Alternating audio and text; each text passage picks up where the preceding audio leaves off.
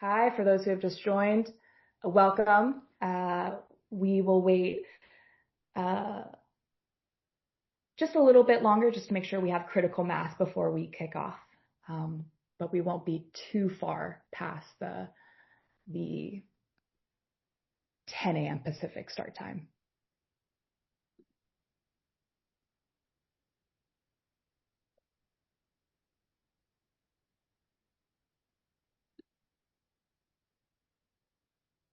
Hi, good morning, everyone. We'll wait 15 more seconds and then we'll go ahead and kick off.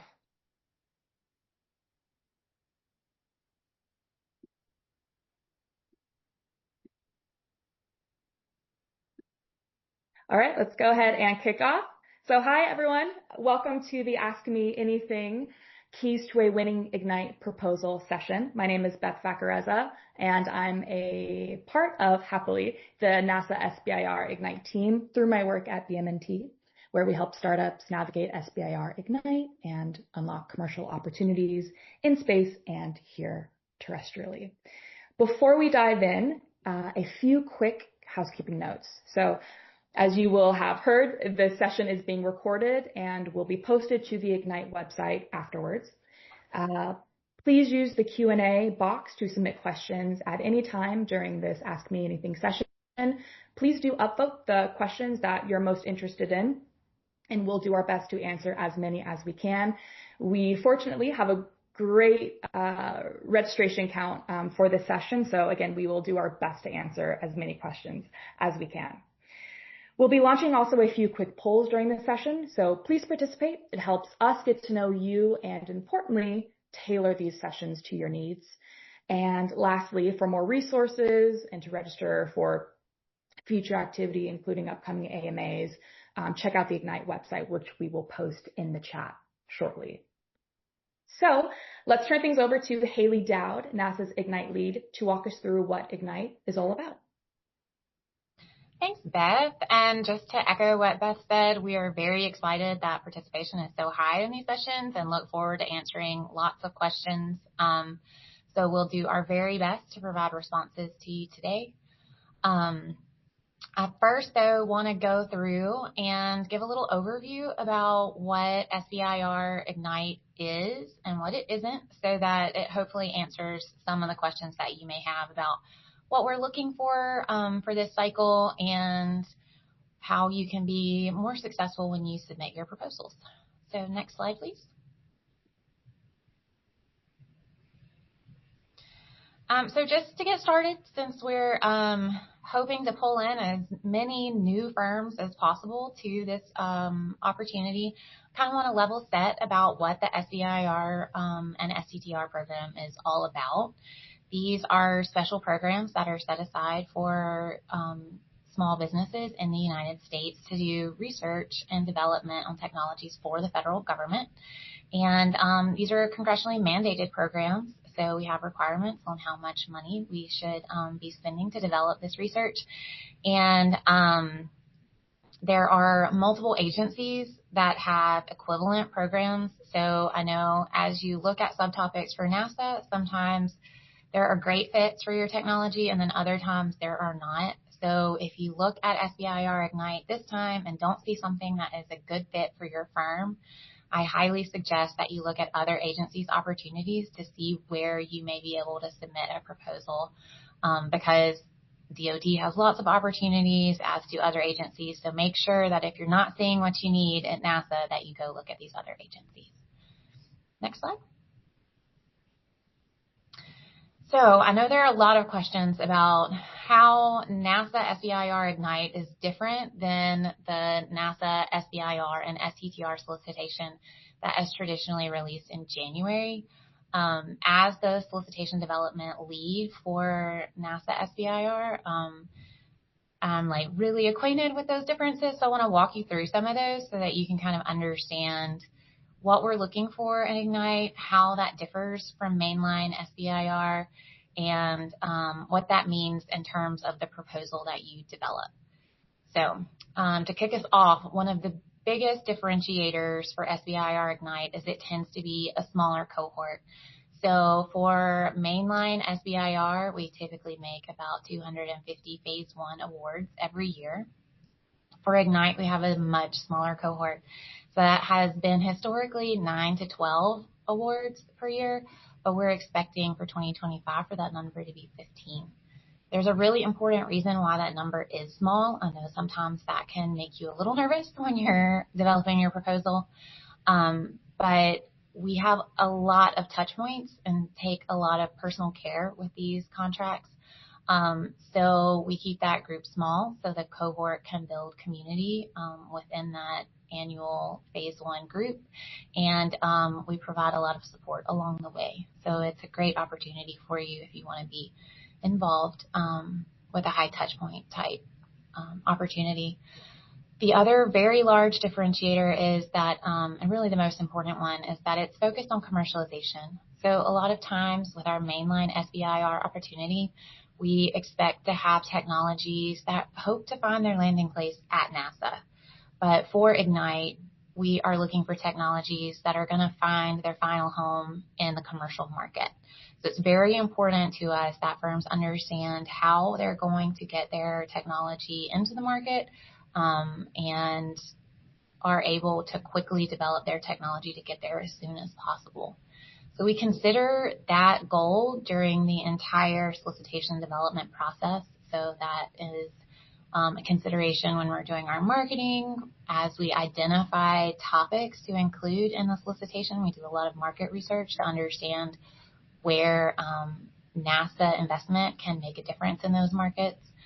We have defined our proposal content so that we are getting the information from you as a firm so that we can best review and make selections. And we do take that into consideration during our evaluation procedure. The other thing that I hit on a little bit already is entrepreneurial engagement. We do a lot of community building with Ignite, and that starts even before the solicitation is released. We have events like Catalyst events, where you as a small business have an opportunity to network with investors or NASA subject matter experts. So we try to understand what's going on in the market early, try to get you connected early so that you can develop high quality proposals. And then after you're awarded, we maintain that communication with you to help you as you go through the different phases of SBIR and move into an investment kind of strategy. The other differentiator I want to call out is we're trying to accelerate the pace that we contract. So our Phase 1 opportunity is 6 months, but your proposal is due at the 4th month of that period of performance for your Phase 2 effort. And this year we are trialing a new opportunity where the Phase 2 effort would actually be an option on your phase. So for the accelerated schedule, there's big interest in getting money in that Phase 2 contract as quickly as possible. So for 2025, we are going to be setting up our Phase 1 contracts with Phase 2 as an option in that contract so that we can get you into your Phase 2 funding as fast as possible. Your proposals are due at the end of the 4th month of your 6-month period of performance for Phase 1.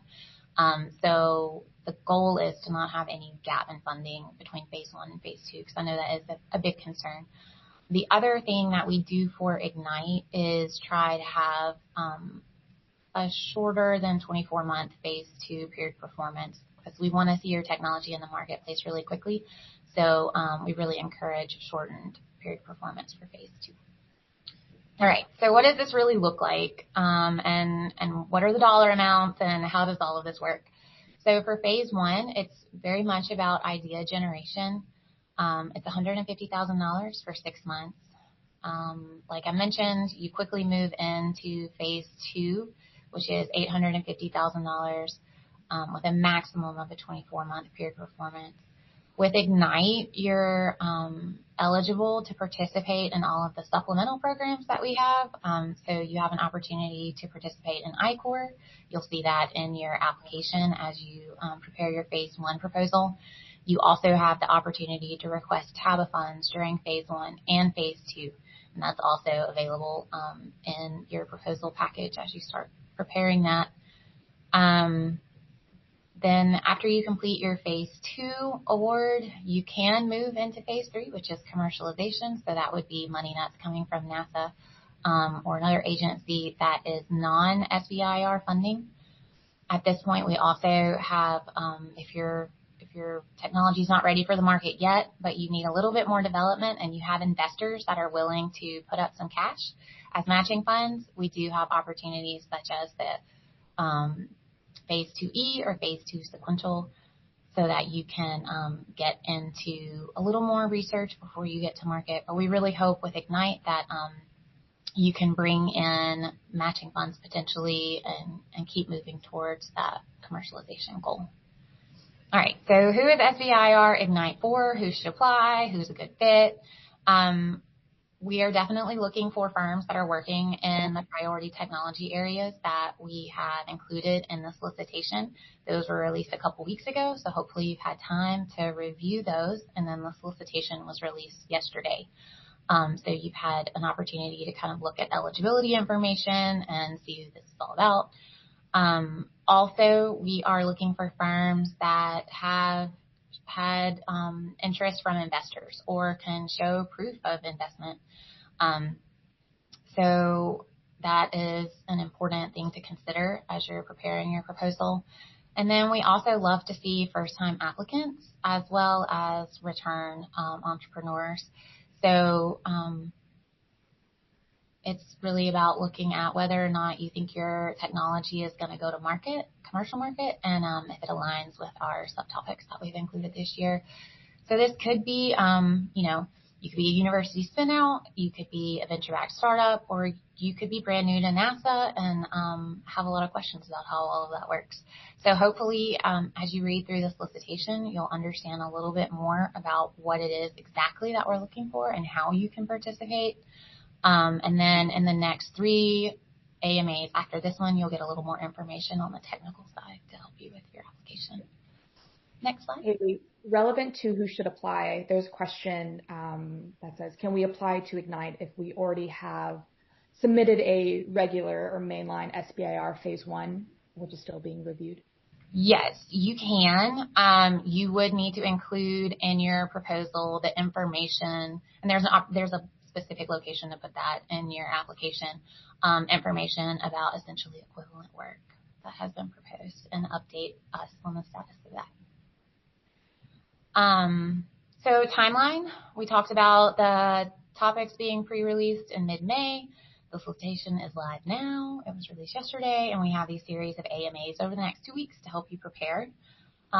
Important to note that the submission window closes at 5 p.m. on July 22nd, and that is Eastern Time. My strong advice to you is to not wait until the last minute. Anything can happen at that point, so please make sure that you work ahead as much as possible so that you're not inputting information at the very last minute. And then we expect to make award announcements in the fall of 2025 with period performance for phase 1 starting in early 26. Next slide. All right, so important things to know about the Ignite solicitation. Number 1 is definitely read the solicitation in its entirety. If you are familiar with SBIR Ignite from previous years, I will highlight that there are some pretty significant changes that you'll see in the solicitation. We have a different technical proposal layout. We have a different submissions process that we're using. We're using a tool called Valid Eval this year. So it will not be submitted through ProSams. So that may take you a little extra time to learn that new system. It's very intuitive, but it's just different information that you'll be inputting. So you may want to check that out in advance. We also have developed new rubrics for the evaluation, and those are located in the appendix of the solicitation. So please make sure that you read through that. I think that the new rubrics will actually give you more detail in how NASA evaluates your proposal. So I would definitely take a deep dive in those rubrics and understand how we're going to be evaluating, what we're asking for, and what we'll need to provide a high quality evaluation of your technology. So definitely understand that we can't reach back out to ask questions. So if there are areas that you think need more description, make sure that that's really clear. Make sure that it's concise because it is a short proposal. But read through that full solicitation so you understand what we're looking for. Also, make sure that you have all required registrations. So you, as a small business, must be registered in SAM.gov at the time of your proposal submission. So make sure that you have done that, and it can take a little while to get those registrations in place. So start that now if you have not started that. And then if you have issues or run into problems as you're using the valid eval submissions tool, or you have questions about the content that you're seeing in the solicitation, particularly not the technical content. But if you need clarifications, please reach out to the program help desk and we will get your question answered as quickly as possible. Haley, on the note of what you're looking for, so a number of folks have thumbs up. What are the expected start and ending TRLs for each phase? That is a great question. A starting TRL sort of depends on your firm and your ability to mature your technology during this time and really like what your technology is. So I'm hesitant to give a starting TRL, but we are definitely looking for more mature technologies, so like a 5 or 6 plus at the end of phase 2. So looking for something that has been demonstrated or has a path towards demonstration. We really want to see things that the market is going to be ready to pick up. And while we have you, before moving on to the next slide, so again, on the theme of what you're looking for, so what level of commitment from industry partners is expected for phase 1, for example, letter of support, purchase agreement, matching funds, etc.? Yeah, so we don't solicit letters of support. You will see in the solicitation that letters of commitment are encouraged. So that kind of falls into the evidence of follow-on funding category. So any evidence that you can show us that an investor is interested in this, or you have customers that are interested in purchasing your technology, does show us that this is a commercially viable technology. Anything else, Beth? There are a number, but I think continue with your overview, and then we'll circle back to questions. Okay. Next slide. I think we're getting close to the end anyway. Okay. So this year we have 5 subtopics, so we're excited to have these. They're very interesting areas that are very timely and aligned with national priorities. The first topic is advanced manufacturing, and we have 2 subtopics under there. One is related to real-time monitoring and control for additive manufacturing. If you look through that subtopic description, you'll see that there's interest in systems that support that, feedback control, sensors that enable. It's a wide variety of opportunities there. The next is computational design of new materials, processes, and products, leveraging the microgravity environment of space. So looking at using integrated computational materials engineering related to the space environment. Our next topic is artificial intelligence, multidisciplinary space hardware design, automation, leveraging AI techniques. So using AI to develop space hardware, which is incredible to think about. So excited to see what firms can bring to this topic. The next is radar. The subtopic is low-cost millimeter wave and centimeter wave radar for planetary exploration vehicles. So these technologies in this area would be enabling autonomous operation of vehicles. And then we have robotics, modular scalable robotic subcomponents to unlock scalable robotic manufacturing and assembly in remote challenging environments.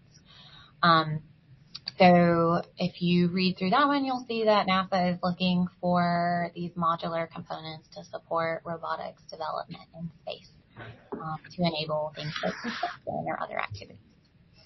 So if you haven't read through those, they're all available towards the end in section 9 of the solicitation. So I highly recommend you look through those, especially read through those in advance of our next AMAs so that you can ask any questions that you may have about those. All right. So as I've plugged the AMAs multiple times before this, here are the next 3 scheduled events. So the next one is Thursday. It'll be focused on the artificial intelligence subtopic. On Tuesday, June 10th, we will have an Ask Me Anything that wraps up the advanced manufacturing and robotics topics. And then on June 12th, we have an Ask Me Anything about the radar opportunity.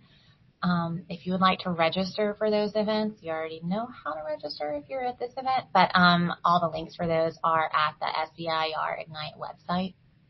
So I encourage you to attend any of those that you might find interesting. We will be posting recordings of all of these events on the SBIR Ignite website. So if you're unable to attend those events, you can definitely watch the recordings of those at that location. Next slide. All right, so how do you get the latest news on what's going on? You can always sign up for our NASA SBIR STTR newsletter, and the link is available for you there. And you'll see the recordings. And also, if you would like to be involved with the Slack channel to learn more about the Ignite community and have more community interactions with other firms that may be interested in working in this area, you can join the BMNT-led Slack channel. And then if you are generally interested in SBIR, not NASA specific, please go to sbir.gov to learn about the other programs. These are all really good opportunities if you are looking for funding, particularly if you find that the 5 subtopics for Ignite this year are not applicable to you. Definitely get plugged into the SBIR STTR newsletter out of NASA so that you'll see any upcoming opportunities that we have. And we also try to put in information for some of our partner orgs in there as well so you can see other opportunities. Next one. All right, we are ready for questions. I'll just preface that we will not be answering technical questions, and I cannot answer questions around, like, is this technology a good fit for this subtopic or this opportunity? So is being backed by capital a make or break for this opportunity, or for more broadly Ignite opportunity? It is not a required item, but if you'll look through the rubric, you can see how that funding is assessed and how you would score depending on what you have available. Does an applicant need an investor before submitting a phase 1 proposal? No. So it kind of answers, go back to the other question. You can look through what the requirements are and you can see how we're scoring that, but to be successful, you don't necessarily have to have an investor. Can you apply if you are a small business but publicly traded? So if you have specific eligibility questions, you can look at the eligibility requirements that are located in the code. I think that's section, it's 1.5, but let me check so that I'm not telling you stories. Yeah. So if you look in section 1.5 of the solicitation, you can find a link to the code that lays out the exact requirements for eligibility. Typically that's like a 50% U.S. owned or majority venture capital owned company. So you can read through those and see how your firm specific details align to that eligibility. One person asked, our technology isn't aligned with current topics. How can we determine if NASA may be interested? And I suppose pointing toward potential other avenues to pursue. Yeah, absolutely. So the first thing that I would do is probably also take a look at our 2025 SBIR and STTR solicitations that came out in January. That is closed now, but we're prepping for 2026 releases. And so I would say take a look at that and see what typically falls in those solicitations to get an idea of the kinds of things that are of interest to those that are working with the SBIR program. If that is not giving you the information that you need, another great resource is to look at the NASA website and look at some of the strategic plans for NASA, what missions we're working on. Another great resource for you, if you can't find the detail that you need, is the SBIR STTR program has center liaisons at each of NASA's 10 field centers, and you can reach out to those center liaisons at each center and see if they can help you connect with the right people to and learn more about what NASA is interested in. The contact information for those folks is located on the SBIR STTR contacts page. Can't remember the exact title of that page. I think it's Contact Us or something like that. We can drop the link in the chat, I'm assuming. But the names and contact information for all of our center liaisons are listed there, and they can help you get pointed in the right direction as well. Another opportunity, if you're a small business, is to work with the NASA Office of Small Business Programs, and they are very good at helping you get connected to the right people to help you out. We'll answer 2 more questions, then we'll hop to the next section, but we will come back to questions at the end of when the next section concludes. So, is being a solo founder and only team member at the phase 1 stage a negative? For example, do we need co-founders like many VCs may ask for? Yeah, so that is a great question. I will say that we have funded a broad range of company size. So sometimes that is like a very limited, very small company. And then sometimes that's firms that are bumping up against the maximum number of employees.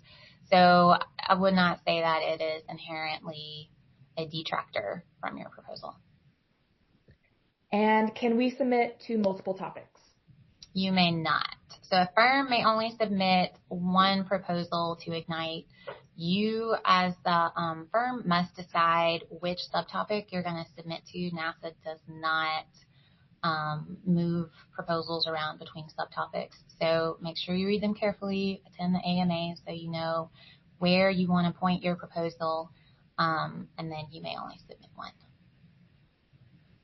Great. Thank you, Haley. We will come back to questions in the chat. Meanwhile, we will proceed to the second phase of this Ask Me Anything session. So I'm delighted to invite John Howard, Catherine Carpenter, and Twyman Clements. Okay, so we've heard what Ignite is and how to submit a proposal. So now it's time to hear from 3 past Ignite awardees who've been in the shoes that many of you joining us today currently will be in. So John Howard is co-founder and CTO of Canopy Aerospace. Catherine Carpenter is founder and CEO at Cecilia, and Twyman Clements is co-founder and president of Space Tango. So we'll start first with John to just quickly introduce yourself and let us know how you heard about Ignite, and then we'll shift to Catherine, then Twyman. Yeah, happy to kick off. Great to be here. Thanks everyone for taking the time to hear us out and see if we can provide some help.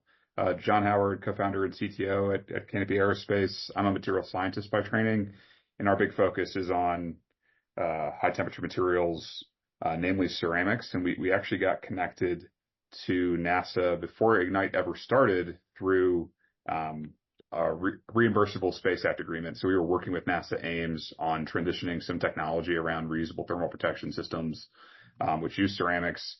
These were used over all the space shuttle program. So we adopted that material, transitioned it out, and then we were looking for opportunities to innovate on the manufacturing process and kind of upgrade that technology. And NASA SBIR Ignite ended up being a good fit. And specifically, we learned about it through NASA. They do great outreach, and we connected with Maxwell Briggs, who I don't think is with NASA anymore. But yeah, that was the connection at the time. Thanks, John. Catherine, over to you. Yep. Hi, Catherine Carpenter, founder and CEO of Cecilia. Cecilia is an advanced recycler focused on extracting hydrogen and high-performance carbon materials from waste plastic. So from the NASA angle, it's mission trash. And so we actually did not have any affiliation or connection to NASA prior to applying to our Ignite. So I think we represent the kind of the other side where we actually just saw the right time, right place, right technology of what we were building with a specific NASA need. And so prior to founding Cecilia, I was an energy and infrastructure investor, project developer, operator, as well as project financier. So was really taking that real asset model to commercializing high performance materials, kind of blended with the advanced recycling space. So that's us. Thanks. Twyman. Yeah, nice to meet everybody. I was on this call a year and a half ago before we won our phase 1 and phase 2. So nice to meet everybody. My name is Twyman Clements. I'm the co-founder and president of Space Tango. We enable research and manufacturing in zero gravity environments with automated solutions. And so we mostly use the International Space Station, but we've done that with different suborbital platforms. Most of our customers are in 2 different fields: the material science field, semiconductors, carbon nanotubes, fiber optics, or in the biological field, stem cell culturing, tissue engineering, implantables, other items like that. What we do is we take terrestrial protocols that are typically done in laboratories and automate them to run in a spaceflight supply chain. So that is on Earth at 4 or 5 Gs up, 0 G for 2 to 4 weeks, and then 4 to 5 Gs on the way in, and then usually sitting in the water in the waves. And so you've got to be able to control for all of those different environments. But very late to the SBIR game. We did not use it early on, and we certainly wish we could, but we've now used it to really help accelerate our product development pipeline. Thank you. So Catherine, you touched on this question, which I'm about to ask the group here in your intro, but what about Ignite stood out to you? So Catherine, you mentioned it was the right time, right technology that you were developing. How about for John and Twyman? John, you can speak to, kind of the early days at the pilot phase of Ignite, and Twyman, you came shortly after that. Twyman, do you want to jump in first? Yeah, sure. I think for us, so we're a company of about 30 people and had been around about 7-8 years before we even really submitted it's funny. The first thing I ever did, my master's thesis was on this work and started a company soon after that. And the first thing I did was write 3 SBIRs by myself and burned myself out and swore I was going to win them. Was 0 for 3 and swore them off for like 6 or 8 years. So don't do that. But then came back into it and we won the Ignite in 2023 and then a phase 2 about 6 months later. And I know we'll get into the learnings or some suggestions for first time applicants, but it's really, it's a great exercise in just you forcing the idea onto paper and refining it a little bit more and a little bit more so that it's both it's clear in your mind, but it's one that you can, because you're going to have to convince investors, customers, anybody else like that. And it lets you just hone your wording, and it's all about simplifying so that stakeholders can understand. Sure. And on our end, we had, I think, been around for about a year. But this is my second company that I founded in the advanced materials space, and I had done kind of like Twyman. My win rate was much lower at my former company, and was able to take a lot of those lessons learned And we worked with some, we'll talk about that, I'm sure, in kind of tips for future applicants, but we worked with a couple, consultants who could help us shape proposals because, yeah, they're a lot of work, and you don't get a second chance. There hasn't been a specifically a topic, for example, on our end that would have aligned with our technologies since then. We would have applied, but there was another opportunity, so we got lucky there as well. Yeah. One thing I could also add to my kind of intro response is that the Ignite program specifically being focused on commercialization was a huge draw for me personally, because we knew where we wanted to go on Earth. And it was actually surprising that we ended up going the NASA route to be able to actually make it happen on Earth. And so it was, that was a major differentiator where NASA wasn't going to be our sole customer. And that wasn't ever the intention with the Ignite program. In fact, Ignite wants the technology to be viable and be able to be commercialized on Earth with other customers, not just NASA. Making sure that there's other sources of funding and other projects. And so that was actually really attractive for us, because, it was, one day we hope to have, a handful of reactors up in space, but NASA only needs a handful of reactors. In order for the technology to be commercially viable, we need to have a significant amount of, traction for the technology overall. So that was the other thing that was really attractive about Ignite versus traditional SBIRs. Great, thank you. One question that came through for each of you. So did any of you have VC backing or commercial traction? The question asked commercial investment prior to the Ignite award. I assume we'll keep it specific to phase one. So prior to phase one. I can jump in real quick because mine's quick. We had just closed our round. We were closing at the time of proposal. And we definitely had no commercial traction at that time. We needed to build a facility, and that was kind of what the initial funding was for, to build our pilot production facility and at least start that build. And there was no way we would have had commercial traction. Over. Yeah, I'll go next. We had raised friends and family, so it was not a price round. It was a convertible debt or safe round. So we did not have VC backing, but we did have commercial traction. Yes.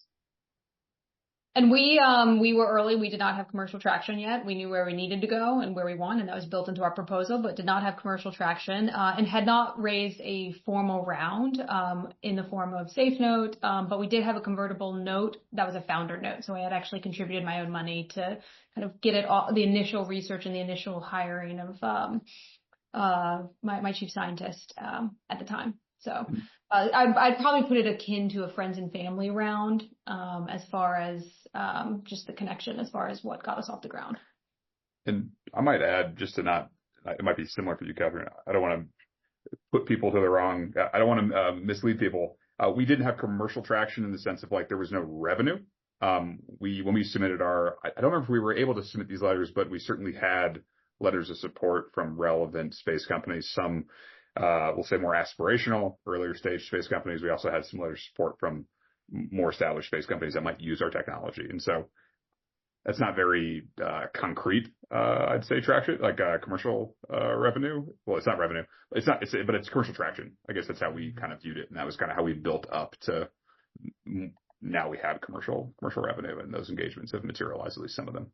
Yeah. Okay. I have to clarify as well. Yeah. Yes, we also had letters of support, and we had just general business buy-in that everyone believed that this was a good idea. And so we had those letters of support and also some letters of commitment, if we were able to succeed. But there was no revenue dollars. So when I think commercial traction, we were pre-revenue. Useful distinctions. Thank you. So yeah, it's an important one. Yeah, I don't want people to be like, oh, it doesn't matter at all. No, it matters a lot. Yeah, it matters. It matters. About, and it's all about building the early stages, building the bridge. And I think that the three of us are in the lucky position now where it's, well, lucky in the sense that it's now commercial revenue, and then it's just the goalposts just move. Like now it's just how much of that can you get? But yeah, earlier is different. Pre-revenue is different. Kind of segueing toward tips and tricks of the trade. But we'll start first with, what do you think made your proposal successful? If you could kind of highlight or pinpoint top two top 1 to 2. I think clarity. I think just making it very clear. What are you proposing? And I think, what's worked for us, what's worked for me is less narrative, more in graphics, making really impactful flow diagrams or something else like that you can look at it and kind of understand what you're trying to propose. So clarity in what you're trying to accomplish. And the other thing that helped with ours that I'd say maybe with everybody else is, we had a concept that was a fairly known concept. It was something that we had been working on for a while.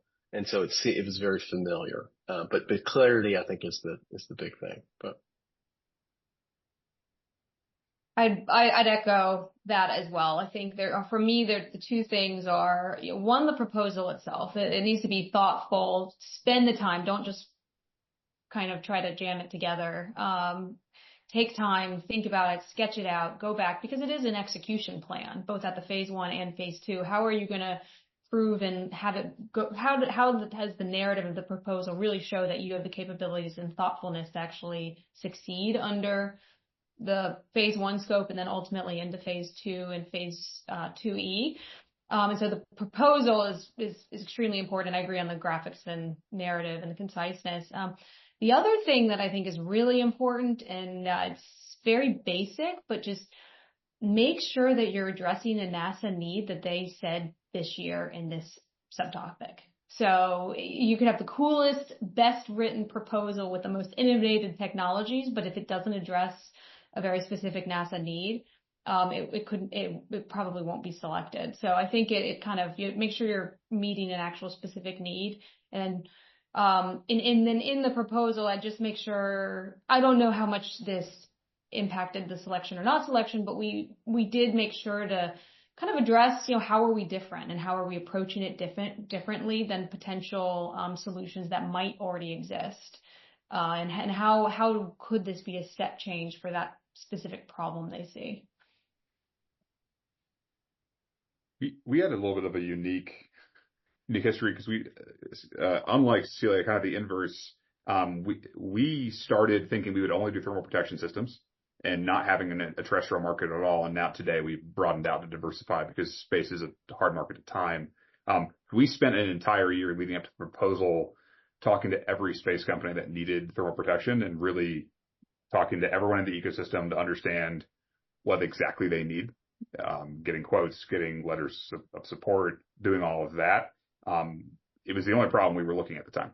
And so we really understood that problem. And so we were ready to distill it down very well. And if you don't know your customer really well, whether it's NASA directly or like us, where you're in the supply chain, like that proposal will not, it'll resonate somewhat hollowly. It'll be a theoretical problem than like a real problem with real customer data points behind it. And then I'll second what Catherine said is it's not fun to say no to a proposal, to not write one, because you feel like you're leaving money on the table. But if it doesn't fit you, you're leaving money on the table if you apply, actually, because you wasted the time on the opportunity cost, and therefore could have been doing other things that were more accretive to the business. And so, yeah, trying to find that fit is pretty critical. I'll just double down on that one. Yeah. So in the interest of time, I'll ask one more question, and then we'll answer a couple questions that came through in the chat. So the kind of penultimate question will be, what do you wish you knew then? So then being at the kind of pre-phase 1, or kind of during the phase 1 proposal writing phase. So what do you wish you knew then that you now know? I can jump in quickly. NASA's not kidding about taking a shorter pop, and it does. It's the only organization I've ever engaged, and we've worked with a lot, that a lot of organizations are like AFWorks. They're willing to engage a shorter period of performance, but NASA, you have to ask for it, versus NASA is organized, like actively saying, like, what exactly do you need in terms of time and money to get the next milestone done to commercialize as fast as possible?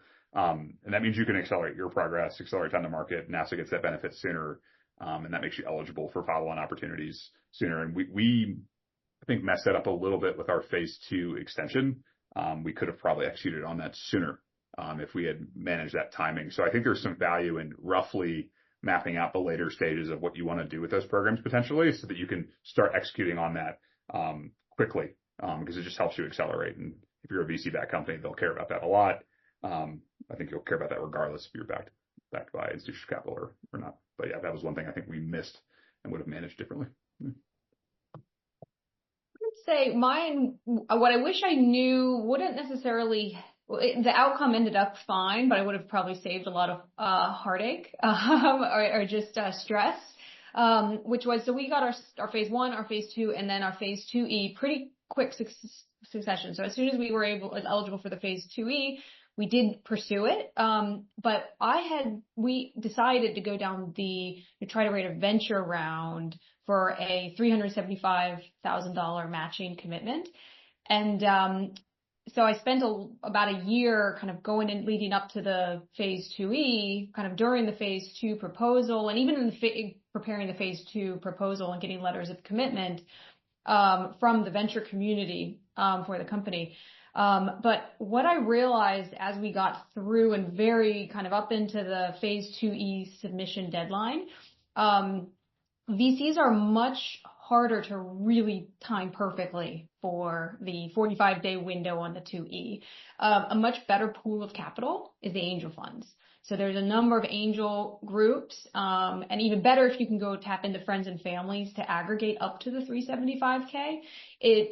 Which is how we ended up. We actually ended up going an angel round for the 375 matching, because we were able to get the right timing. They're a lot more flexible. And if you develop those relationships earlier, it's a lot easier to get the timing and say, okay, I just need you to hang tight, sit, wait, and then we'll find out once we get that award. And then we have 45 days to execute. So VCs, there's just a lot more noise in their own organization. So it makes it a little bit more challenging to really kind of put all your eggs in the VC basket.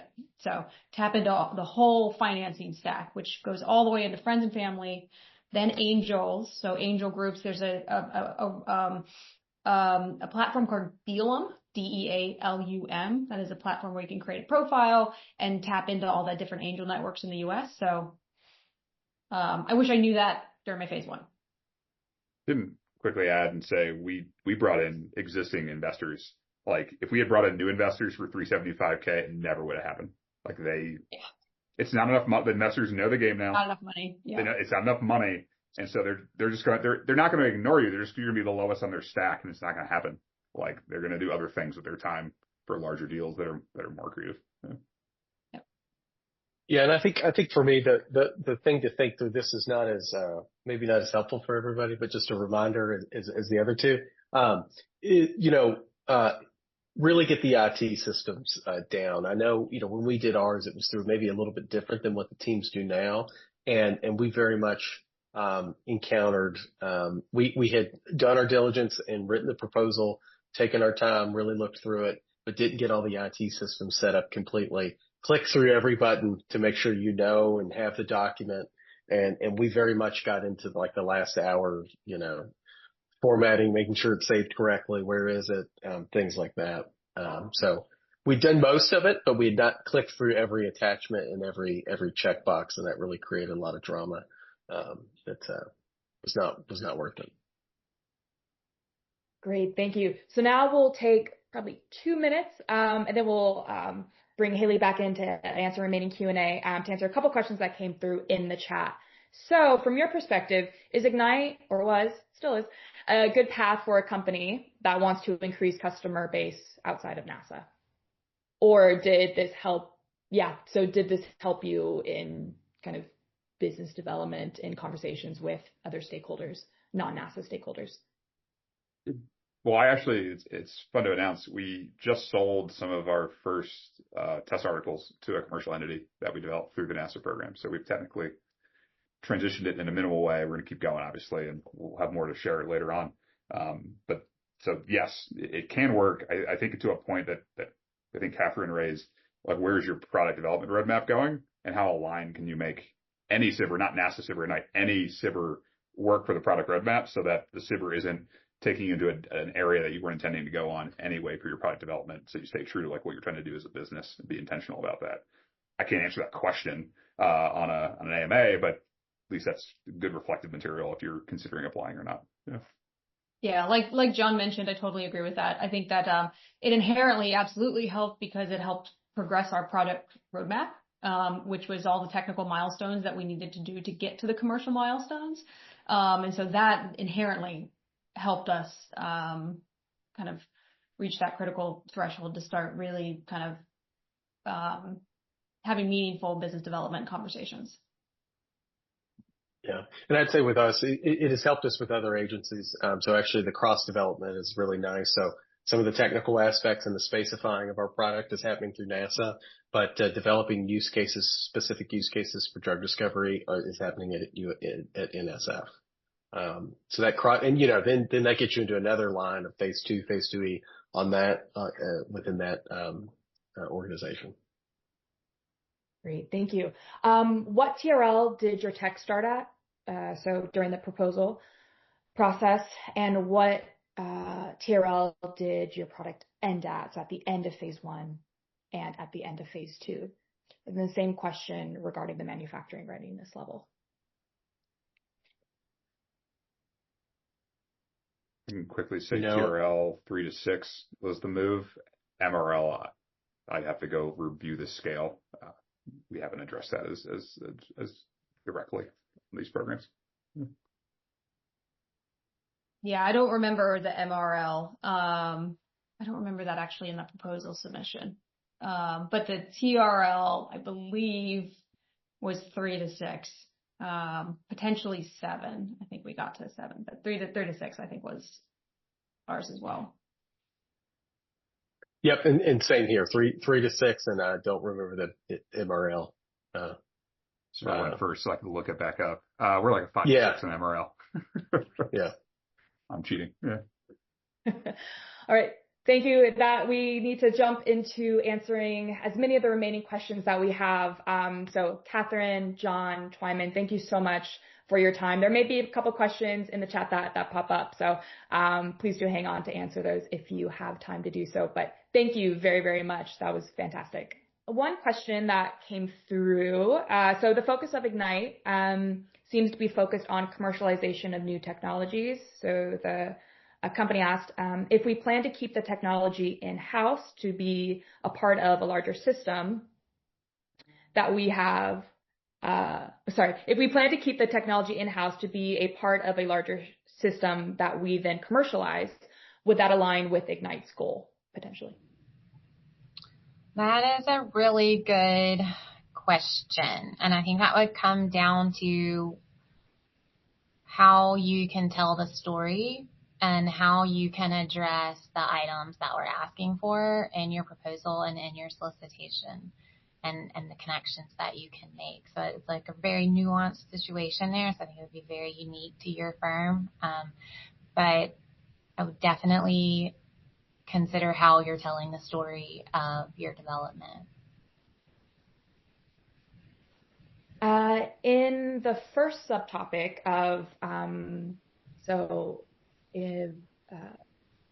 think in the advanced manufacturing. So I saw nuclear thermal propulsion as a topic of interest. Could you be more specific as to what aspects of NTP might be relevant? So I would recommend to join the subtopic specific AMAs, which are linked in the chat. But if there's any comment on that, Haley, please do. No comment other than the people that will be on the advanced manufacturing call will be able to provide you really good information there. So definitely attend. Next one, can NASA be a committed customer? So it depends on the situation. And sorry, a lot of the questions around eligibility and funding become very specific. There's a lot of nuance to a lot of those situations. And so I hate to commit one way or another in an AMA without knowing the details of the situation and what is going on. So I would say read through in the solicitation, in the section related to commercial potential, there's a section that describes the evidence of follow-on funding that we highly recommend you include in your proposal. So read through those and check the alignment for those, because that just without knowing the details, I'm hesitant to say. Is there a mailing list we can be added to ensure that we get notified of the next Ignite opportunity if this one doesn't end up being a good fit for us? Yes, absolutely. So you can sign up for the SBIR STTR newsletter on our website on the Contact Us page. And then you'll get notifications of all of our solicitations that open. So once you're kind of in the system, you're in there and you'll get a lot of emails letting you know the status of our solicitations and what's coming up. Sorry, we are for-profit industry and not small business. Are we eligible to submit a proposal along with a small business partner as the lead and we as a partner? And also, is there any central directory of small businesses with whom we can reach out for potential partnership? So small businesses can subcontract with other companies. So as long as they're aligning to the required percentage of work done by the small business, it should be fine, depending on the details of the situation. We do not right now have a database of small businesses that are looking for partnering. There are other agencies that do have those types of databases, so check those out. And then also I would suggest looking at SBA because there's information about small business awards that have been received, so you can understand what areas small businesses may be interested in working in, so you can try to build out that partnership and do some business development there. Great. There was mentioned that the interest of Ignite is that the final home for the technology is the commercial market.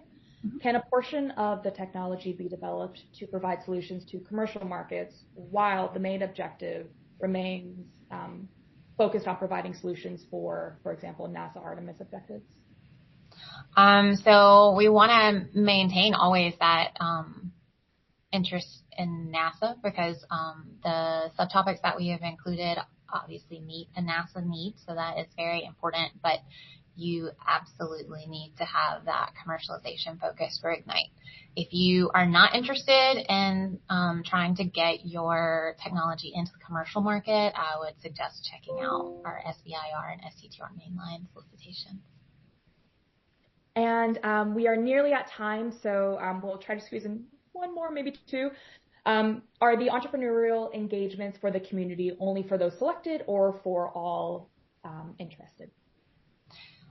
Yeah, so some of them are just for those selected, so those smaller cohorts, but Beth shared the information about the Slack channel that they have open that you can join, so you're more than welcome to join that. And then also, if you sign up for our newsletter, you'll get information about Catalyst events where small businesses can participate and sign up for them too. So I would suggest signing up for the newsletter and then also tracking announcements from either the program or BMNT on like LinkedIn or other social media.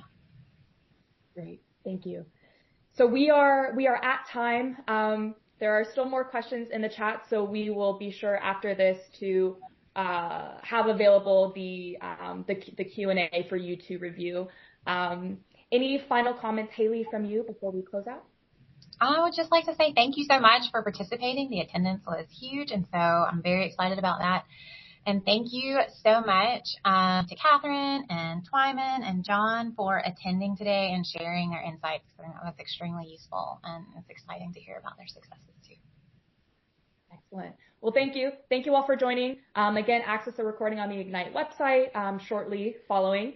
And sign up for the subtopic AMAs to get more specific questions related to your technology answered. The Ignite solicitation is now live, so proposals are due on July 22nd, and join the Ignite Slack. So thank you all. We look forward to seeing you at the next AMAs and look forward to seeing your proposals. Take care.